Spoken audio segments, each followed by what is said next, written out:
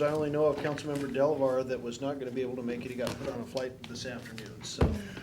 I got an email earlier this morning from John canceling our code committee meeting. He said there was a death in the family that he was organizing. So I don't know anything beyond that. And it seems to me that Molly, after, She did say she was going to go tonight. Yeah. That's right. That's right. Is it, huh? Well, we've got 4. We're going to get started. First thing I want to do this evening, for those who have not met her, is introduce Jennifer Forsberg. Jennifer is, hopefully, if we have concurrence next week, our new finance director. So she's going to sit in this evening and hear a little bit about bonds. Jim, you're up. All right. Where are you from, Jennifer? Town, or I'm in the Clark County area, but I live here in Washougal. Okay. Oh, great. Well, congratulations. Thank you. As background, Jim Nelson with Martin Nelson Company. I'm a bond underwriter, financial consultant. I've been serving the city for a number of years, worked on your 2000, well, prior to the 2002 voted bond. I also worked on the interim financing for the Gifford Sewer LID. So there's a 2002 voted police station bond, Gifford Lidkey in 2004. 2005 were water sewer improvements and refinancing bonds for interest cost savings, and then 2006 was the non-voted limited tax general obligation bond, also known as the Council-matic, for your downtown improvements. So the city's been doing really well. You have a rating grade that we'll talk about, and recently it was upgraded, so that's fantastic. Not only, the reason why it's fantastic is that we've seen quite a bit of turmoil in the financial markets over the last 2 years. Before that, you used to just rely on the stamp of approval from the bond insurance companies that had a AAA rating. So essentially, you would buy your interest rate down, and you would buy the highest rating.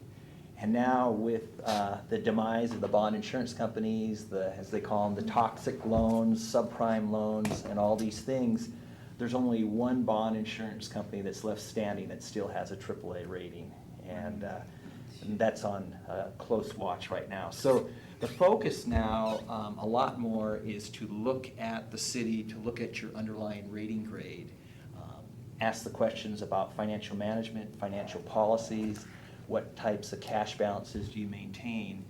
And right now, your current rating on your non-voted debt, I'm gonna double check this.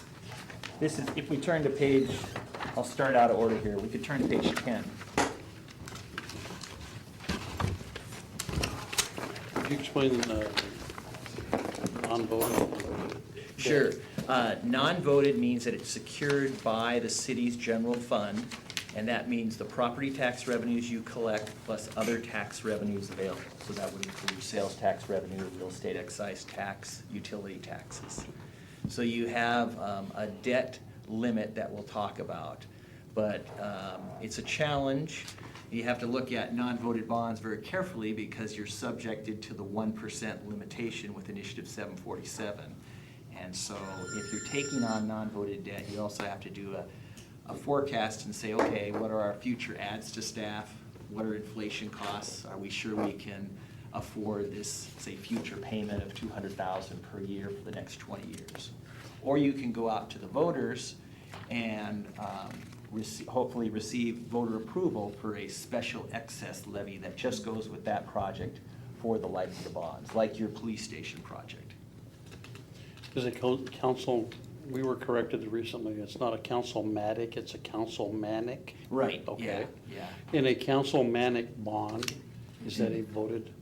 That's it. Actually, for a non-voted bond, the terms used would be non-voted limited tax general obligation bond because you're under the debt capacity limit and you're also under your collection limit, and then also council-matic. So those three terms all mean the same thing. Council-matic, non-voted, and limited tax, all are non-voted debt.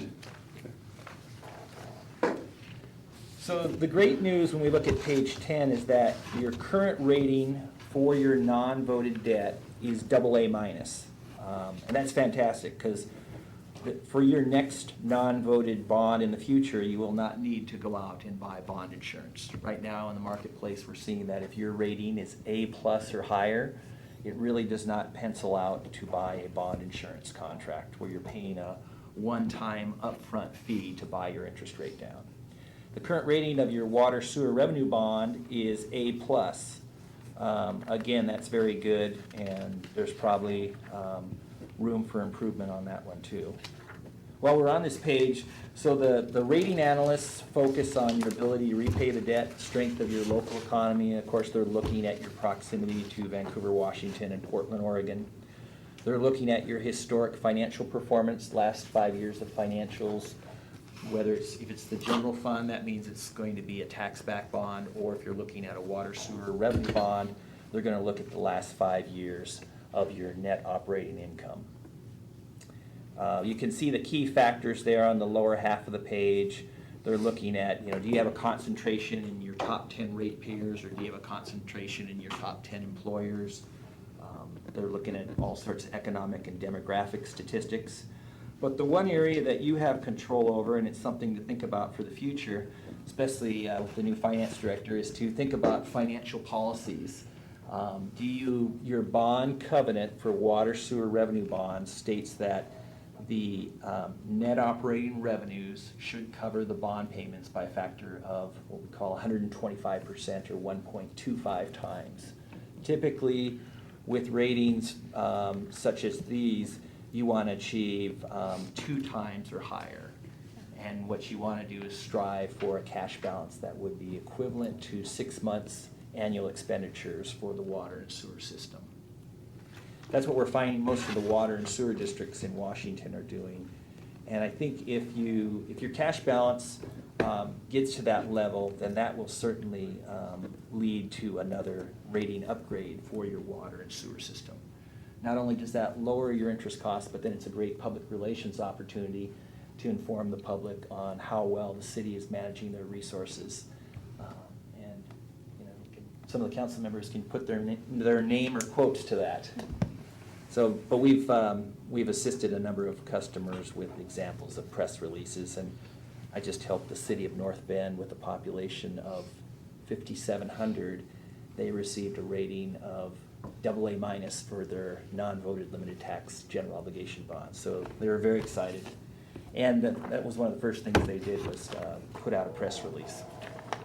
So if we turn to page 2.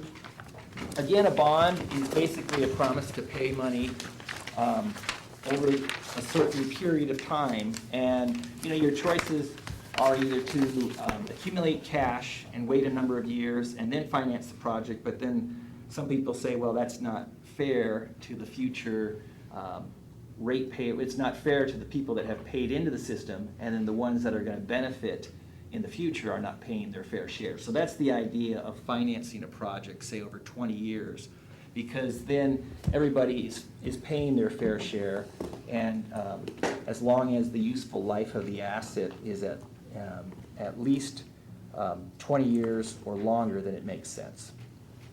The types of bonds, again, general obligation bonds, limited tax, because they're secured by the city's general fund and they're limited to your debt capacity.